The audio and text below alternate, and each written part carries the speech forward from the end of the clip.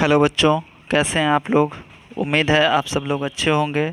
आप सब लोगों की पढ़ाई भी अच्छी चल रही होगी।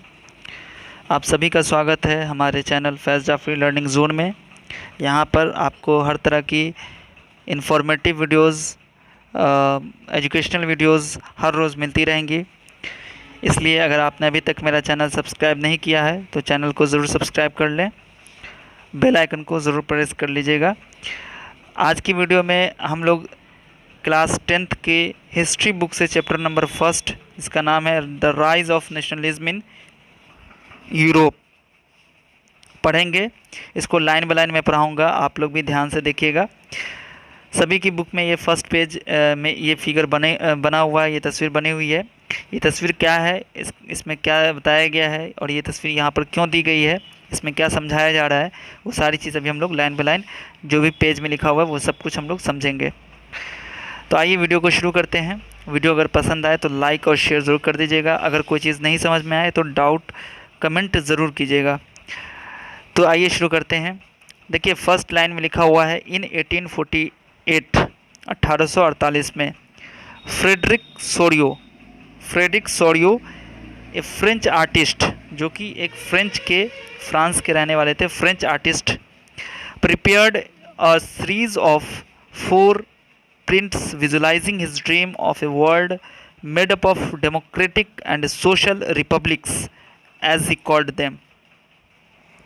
1848 में एक फ्रांसीसी कलाकार थे फ्रेडरिक सोरियो, जिन्होंने 4 प्रिंट्स बनाए थे, 4 चित्र बनाए थे और उन 4 चित्रों की एक श्रृंखला बनाई जिसमें उन्होंने अपने सपने का एक वर्ल्ड देखा, सपने का एक संसार जिसको कहते हैं वर्ल्ड रचा, बनाया, जो उनके शब्दों में जनतांत्रिक और सामाजिक गणतंत्रों से मिलकर बना था। मतलब उन्होंने एक ऐसी दुनिया को अपने सपनों में, एक सपनों का जो संसार उन्होंने बनाया, उस संसार में क्या था कि वो जनतांत्रिक और सामाजिक गणतंत्रों से मिलकर बना हुआ था। अब ये डेमोक्रेटिक क्या है, सोशल रिपब्लिक्स क्या है, ये आगे हम लोग धीरे धीरे समझ जाएंगे। डेमोक्रेटिक की हिंदी होती है जनतांत्रिक और सोशल रिपब्लिक्स की हिंदी होती है सामाजिक गणतंत्र। ठीक है। The first print figure 1 of the series, जो फिगर 1 है इस सीरीज़ की, इसमें क्या दिखाया जा रहा है वो पढ़ते हैं। The first print figure 1 of the series shows the people of Europe and America, men and women of all ages and social classes, marching in a long train and offering homage to the Statue of Liberty as they pass by it। जो first print है, जो first तस्वीर आप देख रहे हैं यहाँ पर, इसको ज़रा ध्यान से देखिएगा। इस तस्वीर में क्या दिखाया गया है वो बताया जा रहा है।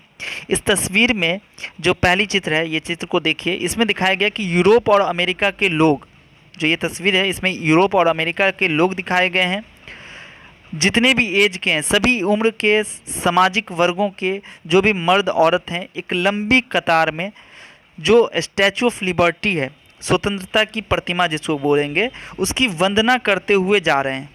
ठीक है, वंदना करते हुए जा रहे हैं। आगे आते हैं।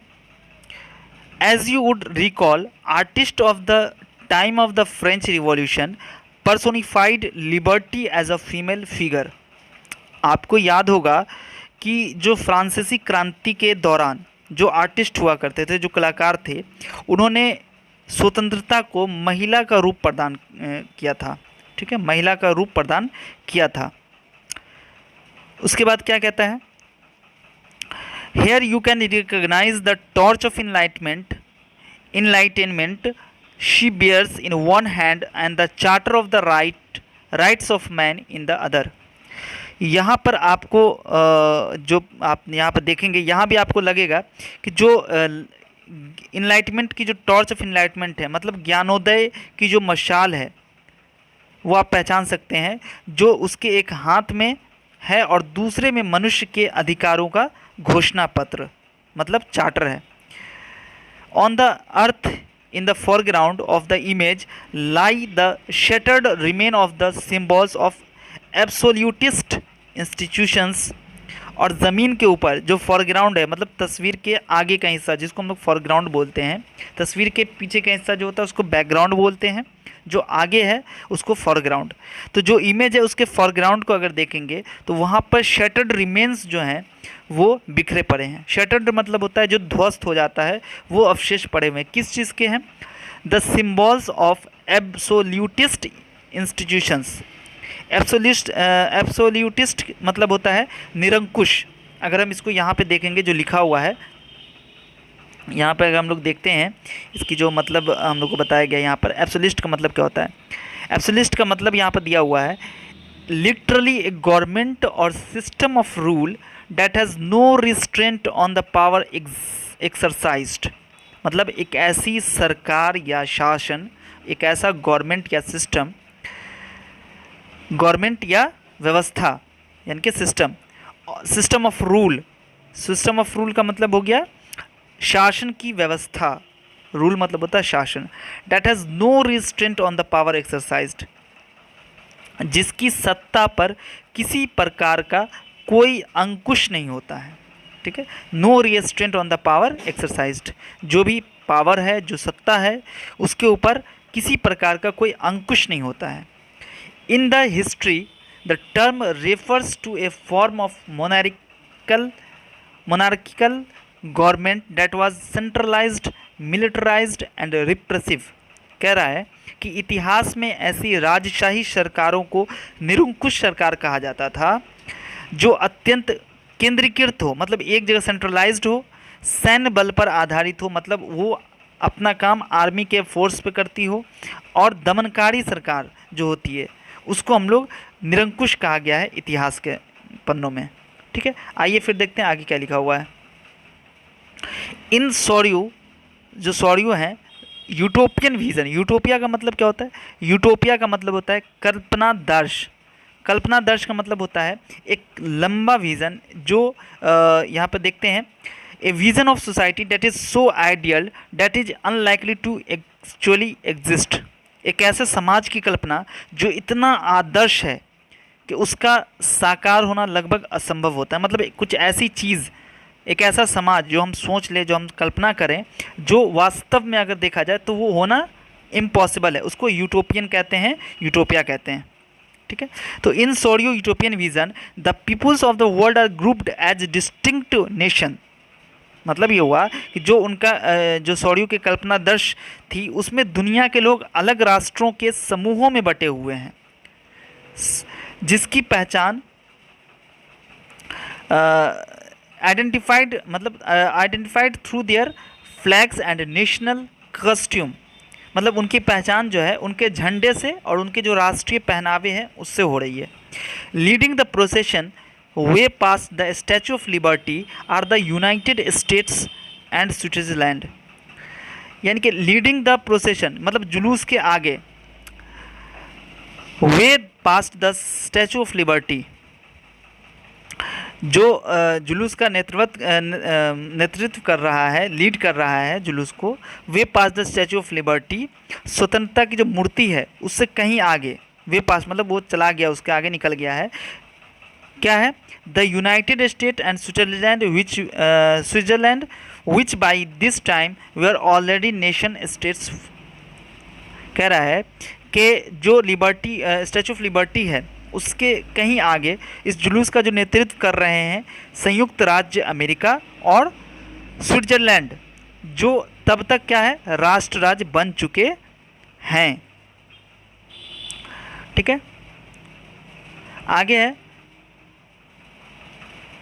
विच बाई टाइम, ये तो हो गया already nation states. France identifiable by the revolutionary tricolour. अगर आप देखेंगे फ्रांस को, जो क्या है, क्रांतिकारी तिरंगों से पहचाना जा सकता है। Has just reach the statue, इनके वो अभी भी क्या गए, प्रतिमा के पास पहुंचा है। She is followed by the people of Germany. वो किसके आगे है? वो जर्मन लोगों के आगे है। Followed by the people of Germany bearing the black red and gold flag. क्या है, जो जर्मन के लोग हैं वो उनसे पीछे हैं और वो काला, लाल और सुनहरा झंडा थामे हुए हैं। इट्स इंटरेस्टिंगली, मतलब बहुत ही दिलचस्प है ये, at the time when Sorrieu created this image the German people did not yet exist as a united state. ये बहुत ही दिलचस्प है कि जिस समय सॉर्यू ने ये प्रिंट बनाया था या फिगर बनाया था, जर्मन लोग तब तक एक संयुक्त राष्ट्र का हिस्सा नहीं बने थे। The flag the carry is an expression of liberal hopes in 1848 to unify the numerous German speaking principalities into a nation state under a democratic constitution।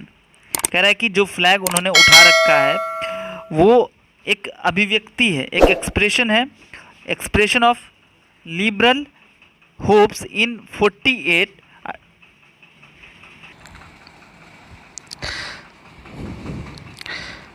France identifiable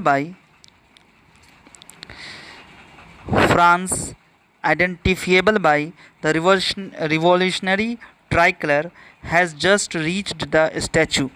जो फ्रांस जो आपको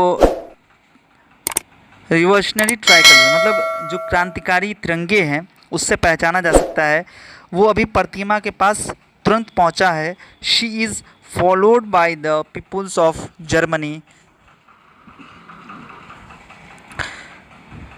वो उसके पीछे क्या है, उसके पीछे कौन लोग हैं, जर्मनी के लोग हैं। She is followed by the people of Germany. Has Germany bearing the black, red and gold flag, जिन्होंने काला, लाल और सुनहरा झंडा थामा हुआ है। Interestingly, at the time when Soryu created this image, the German peoples did not yet exist as a united nation। कह रहा है दिलचस्प चीज़ ये है कि जिस वक्त सॉर्यू ने ये प्रिंट बनाया था, ये इमेज बनाया था, जर्मन के लोग तब तक एक संयुक्त राष्ट्र का हिस्सा नहीं बने थे। The flag they carry is an expression of liberal hopes in 1848 to unify the numerous German-speaking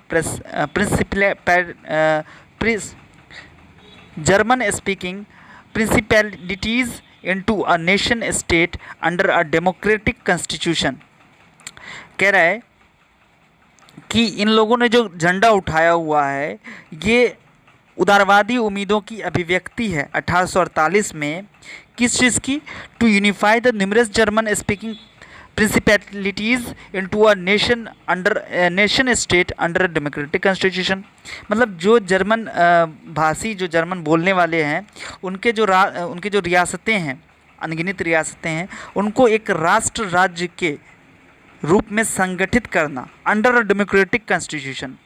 मतलब कि जितने भी जर्मन भाषी रियासतें हैं उनको एक डेमोक्रेटिक कॉन्स्टिट्यूशन, प्रजातांत्रिक संविधान के अंतर्गत एक राष्ट्र राज्य में गठित करने की चाह थी। ठीक है। Following the German peoples are the people of Austria, the kingdom of the two Sicilies, Lombardy, Poland, England, Ireland, Hungary and Russia. कह रहा है कि फॉलोइंग द जर्मन पीपुल मतलब जर्मन लोगों के बाद ऑस्ट्रिया, दो सिसिलियों की राजशाही है ना, the kingdom of two Sicilies मतलब दो सिसिलियों की राजशाही, Lombardy, Poland, England, Ireland, Hungary और रशिया है। फ्रॉम द हीवेंस एबव, यानी कि ऊपर से स्वर्ग, ज़मीन के ऊपर स्वर्ग, ऊपर से स्वर्ग से Christ, saints and angel gaze upon the scene, और ऊपर से स्वर्ग से जो ईसा मसीह हैं, साधु संत हैं और जो फरिश्ते हैं वो इस सीन पर नज़र बनाए हुए हैं। They have been used by the artist to symbolise fraternity among the nation of the world. और जो आर्टिस्ट थे उन लोगों ने इस चीज़ को इसका इस्तेमाल किस रूप में किया? इसका इस्तेमाल उन्होंने जो पूरी दुनिया में राष्ट्र हैं उनके बीच भाईचारे के प्रतीक के रूप में इस्तेमाल किया। This chapter will deal with many of the issues visualised by Sorrieu in figure 1। इस अध्याय में, इस चैप्टर में हम लोग कई ऐसे विषय उठाए जाएंगे, कई ऐसे विषय के बारे में बात करेंगे जिनकी कल्पना या जिनकी काल्पनिक अभिव्यक्ति, जिनको दर्शाया गया है, जिनको दर्शाया है, जिसको दिखाया है सोरियो ने फिगर 1 में। ड्यूरिंग द 19th सेंचुरी, 19वीं सदी के दौरान, nationalism emerged as a force which brought about sweeping changes in the political and mental world of Europe। कह रहा है कि जो 19वीं सदी, 19th सेंचुरी, 19वीं सदी के दौरान नेशनलिज्म मतलब राष्ट्रवाद एक ऐसी ताकत बनकर उभरा जिसने यूरोप के राजनीतिक और मानसिक जगत में भारी परिवर्तन ला दिया। जो यूरोप है उसके जो राजनीतिक और मानसिक जो दुनिया थी उसमें बहुत बड़ा बदलाव ला दिया। The end result of this changes was the emergence of the nation state in place of the multinational dynastic empires of Europe। कह रहा है एंड रिजल्ट क्या हुआ? जो एंड रिजल्ट मतलब अंततः क्या हुआ? ये जो बदलाव आया था इसका रिजल्ट क्या हुआ? इसका रिजल्ट क्या था कि emergence of nation state in place of multinational dynastic empire of Europe. मतलब इसके रिजल्ट में क्या हुआ कि जो मल्टीनेशनल डायनेस्टिक एम्पायर था यूरोप में, मल्टीनेशनल मतलब बहुराष्ट्रीय जो वंशवाद साम्राज्य था यूरोप का, वो उसकी जगह पर नेशन स्टेट मतलब राष्ट्र राज्य का उदय हुआ। The concept and practices of modern state of a modern state in which a centralized power exercised sovereign control over a clearly defined territory had been developing over a long period of time in Europe। कह रहा है कि एक लंबे समय से जो concept है, जो प्रैक्टिसेस मतलब जो गतिविधि है, जो विचार है किसका? एक मॉडर्न आधुनिक राज्य का, वो चल रहा था, बहुत लंबे समय से विकसित कर रहा था ये कॉन्सेप्ट, ये प्रैक्टिस, जिसमें एक सेंट्रलाइज्ड पावर, जिसमें एक केंद्रीय शक्ति, जो भी सॉवरेन कंट्रोल है, मतलब जो भी डिफाइंड टेरिटरी है, जो भी पहले से बताया गया है, जो भी डिफाइंड टेरिटरी हैं, मतलब जो क्षेत्र हैं क्लियर, उसके ऊपर एक सेंट्रलाइज्ड पावर कंट्रोल किए हुए है। ठीक है। But a nation state was one in which the majority of its citizens and not only its rulers came to develop a sense of common identity and shared history or descent।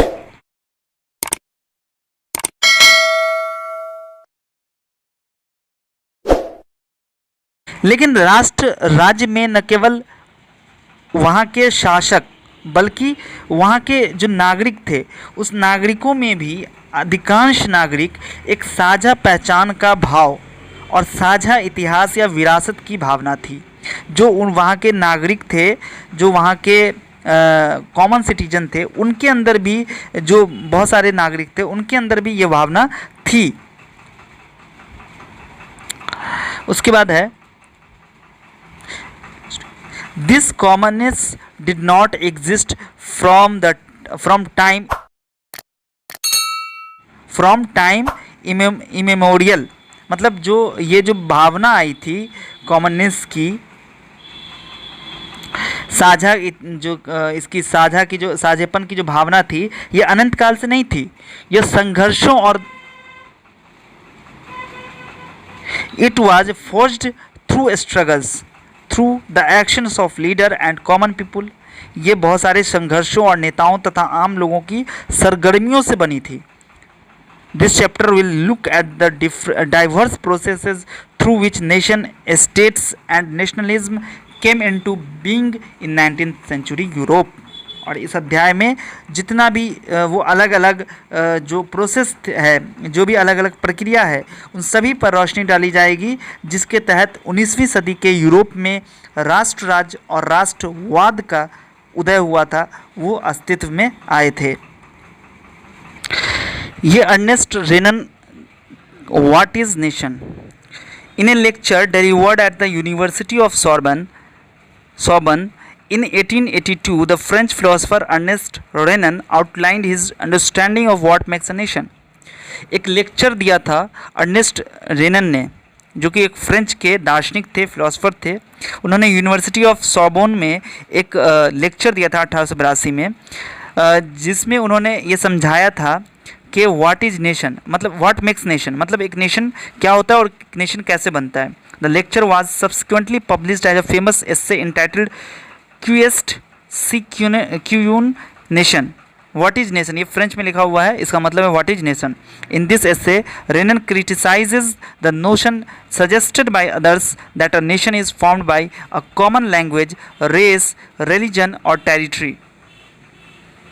इस essay में, ये जो एस्से था, इस essay में जो रेनन है उन्होंने आलोचना की थी किस चीज़ की, तो जो विचार है उस विचार की। कौन सा विचार? कि जो राष्ट्र है एक कॉमन लैंग्वेज, मतलब एक जो आम भाषा, जो सामान्य भाषा है, सामान्य नस्ल के लोग, एक ही धर्म के लोग और एक ही क्षेत्र के लोगों के ज़रिए बनाई जाती है, इस विचार की उन्होंने आलोचना की थी। A nation is the culmination of a long past of endeavours, sacrifice and devotion. एक नेशन क्या है, एक राष्ट्र क्या है? लंबे प्रयासों, मतलब लंबी कोशिशों, त्याग मतलब सेक्रीफाइस और निष्ठा का कल्मिनेशन है, मतलब एक्सट्रीम पॉइंट जिसको बोलेंगे हम लोग, चरम बिंदु है। A heroic past, great man, glory, that is the social capital upon which one bases a national idea. कह रहे ए हेरोइक पास्ट मतलब शौर्य वीरता से युक्त अतीत, मतलब पास्ट, महान पुरुषों के नाम और गौरव, यही वो सामाजिक पूंजी है जिस पर एक राष्ट्रीय विचार आधारित किया जाता है। To have common glories in the past, to have a common will in the present, to have performed great deeds together, to wish to perform still more, these are the essential condition of being a people. कह रहा है अतीत में समान गौरव का होना, वर्तमान में एक समान इच्छा संकल्प का होना, मतलब मौजूदा हालत में एक सभी की एक डिज़ायर हो, सभी की एक इच्छा हो और सभी की एक कॉमन जो है विश हो, कॉमन विश हो, कॉमन लोगों की उनकी एक जो सामान्य एक संकल्प हो, उसके साथ मिलकर महान काम करना और आगे ऐसे काम करने की इच्छा, एक जनसमूह होने की, यह सब ज़रूरी शर्तें हैं। A nation is therefore a large scale solidarity, इसलिए एक राष्ट्र जो होता है, राष्ट्र क्या है? एक बड़ी और व्यापक एकता है। Its existence is a daily plebiscite का मतलब क्या होता है? इसका मतलब होता है जनमत संग्रह। अभी क्या होता है यहाँ पर, इसका आपको जो है मीनिंग नीचे में दिया हुआ है, इसको एक बार ध्यान से देख लीजिए। प्लीबिस्टिक का मतलब होता है direct vote by which all the people of region are asked to accept or reject a proposal. कोई प्रपोजल है जिसमें सभी को कहा जाता है कि भाई आप डायरेक्ट वोट कीजिए, जो भी वहाँ के लोग होते हैं, और उनसे पूछा जाता है कि आप इसको एक्सेप्ट कर रहे हैं या रिजेक्ट कर रहे हैं, उसको प्लीबिसाइट कहते हैं। ठीक है, its existence is a daily plebiscite, मतलब इसका अस्तित्व रोज़ होने वाला जनमत संग्रह है। A province is its inhabitant, और जो एक प्रांत होता है वो वहाँ के निवासी हैं। If any one has the right to be consulted it is the inhabited, अगर किसी से सलाह लेनी है तो वो वहाँ के निवासी हैं। A nation never has any real interest in annexing or holding on the a country against its will, मतलब एक राष्ट्र के पास, या एक राष्ट्र है उसको कभी विलय करने की, मतलब किसी में मिलाने की, विलय करने की, या किसी देश को उसके इच्छा के ख़िलाफ़ उस पर कब्ज़ा करने में कोई एक राष्ट्र का कोई दिलचस्पी नहीं होती है, किसी देश को दिलचस्पी नहीं होती है।